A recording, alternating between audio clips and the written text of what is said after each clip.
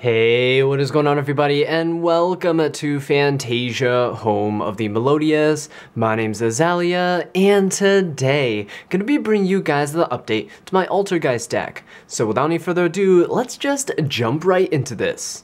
Alright, so starting off, we're of course playing with our Altergeist monsters. So this is a very standard ratio that we're playing. There's not two, but three copies of Altergeist Meluseek. We're also playing two copies of Altergeist Silquidus. And we're playing the card that makes everything work in this deck, three copies of Altergeist Multifaker. We're also playing three copies of Altergeist Marionetter, and this last little tech that we have in here is one copy of Altergeist Conqueri. Now, this is a very standard lineup. Of course, Multifaker makes everything work. Meluseek is probably your best opening card in terms of having a monster. Two copies of Silquidus because you don't really want to draw into it. You want to summon it out from the deck with Multifaker, but I run two just in case, you know, you draw into one or something of that sort and you need to summon it out, so you always have a copy in deck. Three copies of Marionetter, because Marionetter just sets all of your traps from your deck, which is fantastic. And one Conqueri, just here to help mitigate some attacks. It's also really nice as a little extra option to search out with Meluseek or with your spoofing if you've already have your Multifaker and you don't need it. So you just search out a copy of this, which is pretty good as a defensive lineup during the battle phase. Alright, now for the hand traps, we're only playing one hand trap in this deck. It's going to be three copies of Ash Blossom and Joyous Spring. This deck is very back row reliant, so most of the back row is where disruption comes from, and I only really need the Ash Blossom as like kind of a generic catch-all type of hand trap. Of course, you can replace this with whatever you need, but in my opinion, Ash Blossom is probably the strongest hand trap to play in this deck. Everything else doesn't really matter too much. Okay, so that does it for all the monsters. Next up, for the spell cards, we're only playing two of these spells. We're playing three copies of Secret Village of the Spellcasters Absolutely Broken. It's basically like another copy of Imperial Order that you don't have to pay a maintenance cost. And because Altergeist swarm the field very fast with things like Multifaker, and you can help maintain field presence by warding off the battle phase with Conqueri, you have all these traps to help you prevent your opponent from establishing their boards. Secret Village just locks out maybe a third to half of some of your opponent's decks, even more if they're playing something like Sky Strikers. So Secret Village is definitely one of these like gems in this deck that you really want to turbo out as fast as possible.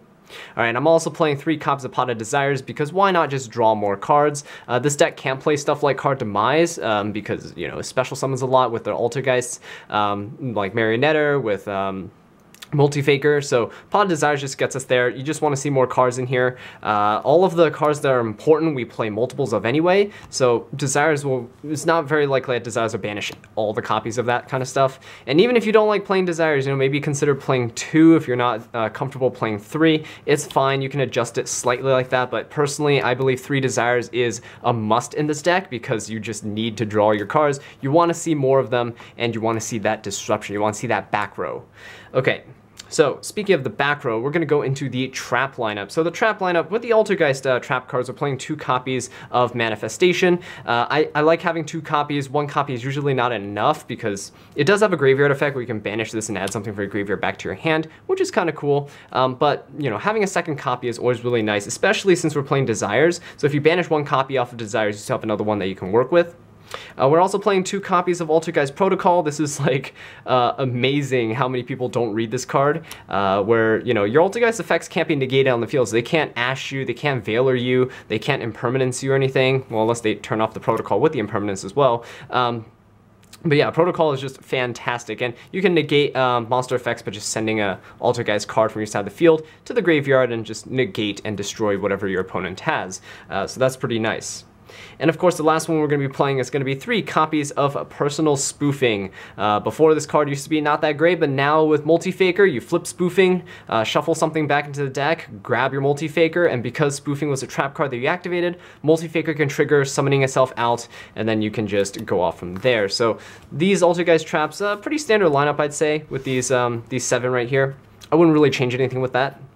Alright, but now moving forward, we have some more traps here. We have two copies of Metaverse. Now this card is basically a trap version of Terraforming, but you can actually activate the field spell instead of just adding it to your hand. You have the option of adding it or activating it, but of course, if you set this and it's your opponent's turn, you just flip it over and you already have an Altergeist on your side of the field, just activate the Secret Village from your deck, and now you shut your opponent off from spell cards. Sorry, and yeah, this card is just fantastic. It's really, really oppressive, but it is really solid in this deck. Okay, next off, we're playing a card that I don't have yet, but is getting a reprint soon in a few months. So, you know, if you're trying to build this deck and you don't have this card, Infinite Impermanence, 3 copies of Impermanence, then I'd just say hold off until it gets reprinted. But Infinite Impermanence in this deck is really great because you can actually activate this when your opponent goes first. Because you control nothing on your side of the field, you can activate it, negate an opponent's monster effect, and then you can actually just trigger Multi-Faker in your hand because you activate a trap card, get Silkwood, you have another form of disruption, and your monsters are safe because your opponent doesn't have a battle phase. So this is just a really solid card to have. Obviously, I'm waiting for the reprint as well, so if it's too expensive for you, just hold off on it. You don't need to have this. You can replace it with something else. Okay, so next off, we have a few more trap cards, but here we have 2 copies of another card that I don't have, Trap Trick. Trap Trick is a card that is absolutely busted in this deck because you just banish a copy of a normal trap from your deck and then set another copy of it to your side of the field, and you can activate it that turn, which is incredibly powerful. Now, the only catch here is that after you activate this card, after this card resolves, you can only activate 1 trap card for the rest of this turn. So if you have other traps you want to play, you know, flip your protocols, flip your manifestations first, and then you can activate your Trap Trick, and then you can set something from your deck to your side of the field, something like Impermanence, whatever you need at the time, and then you can just activate it that turn. So you can negate something, negate its back row, whatever you need. This card is absolutely fantastic, really versatile. Only playing 2 though, because I don't really want to draw multiples of it. You can only activate 1 a turn anyway. And with this card, I mean, you can set your metaverse. It's just another copy of Secret Village, essentially. So in this deck, you're playing 8 copies of Secret Village. Very easy to access it. It's very consistent to set up your board, and it's very oppressive as well.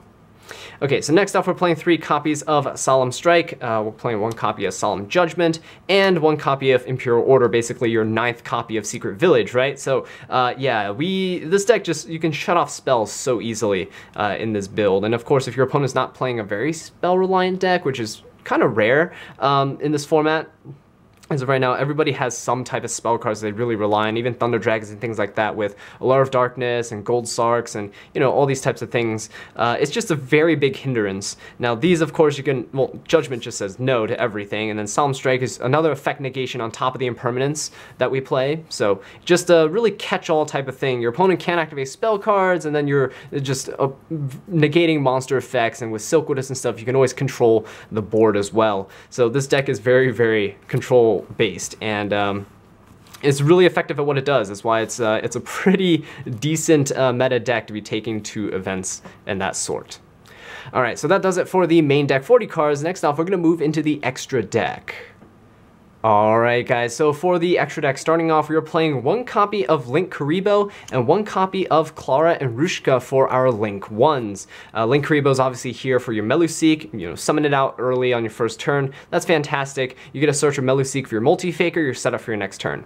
Clara and Rushka is really good actually because it helps maintain your Secret Village because it's a spellcaster. So during your main phase 2, you can summon this with a normal summon or set monster, and you boom, summon it here, keeps your Secret Village alive, and it also, you know, even if it has 0 attack, it's fine because your opponent will have a really difficult time attacking into you with your Conqueries, which are Silkwood, and just all of your back row in general. So it's pretty easy to keep her on the field. And honestly, once you get your Multi-Faker and other stuff onto your field on your opponent's turn, it doesn't even matter if this leaves the field. This just wants to maintain that continuous lock of Secret Village, so your opponent can't just, you know, chain Twin Twisters or something when you're trying to establish your board of Multi-Faker on your opponent's turn. But yeah, so these are 2 Link 1s that I play.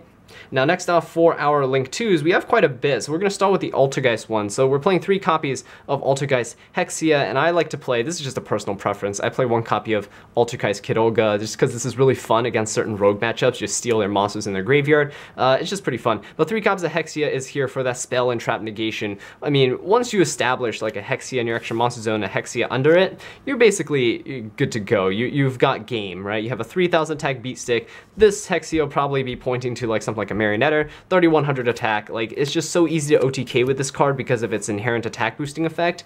It's just really, really easy to steal games with this. But yeah, those are all the Altergeist Link monsters that I play. You could play Banshee if you want instead of Kid Olga. Banshee is a bigger beat stick that allows you to beat over things, but you know, in personal preference, I think Kid Olga is just a little bit more fun.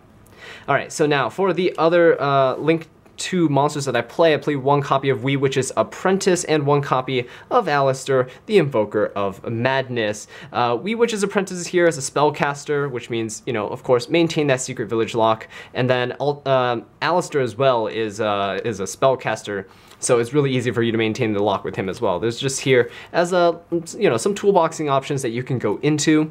They're not necessarily required, but it really helps synergize with that secret village that we're trying to turbo out.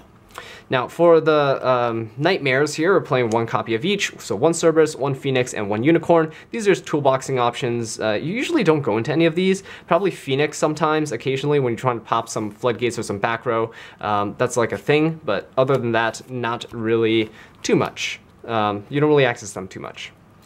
Okay, so now going into the Link 3s, we're playing one copy of Triple Burst Dragon, and we're playing one copy of Ningirsu, the World Chalice Warrior. So Triple Burst Dragon is fantastic, because if you're playing against Sky Strikers or things that can float, you know, just attack into that stuff, and then it prevents, or you can negate the activation of anything that activates during the battle phase, so that's good.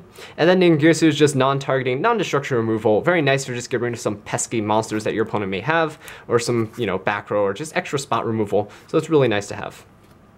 Okay, and then last but not least, we have our Link 4s. So of course, we're playing one copy of Borrelo Dragon as a toolboxing option, steal your opponent's stuff, really nice. And then also one copy of Boral Sword Dragon to go for those OTKs. Rarely ever summon these. Boral Sword is probably the one you'll summon more, because Altergeist sometimes have trouble putting some damage on board depending on what resources you have access to, but yeah, these cards, fantastic, very solid.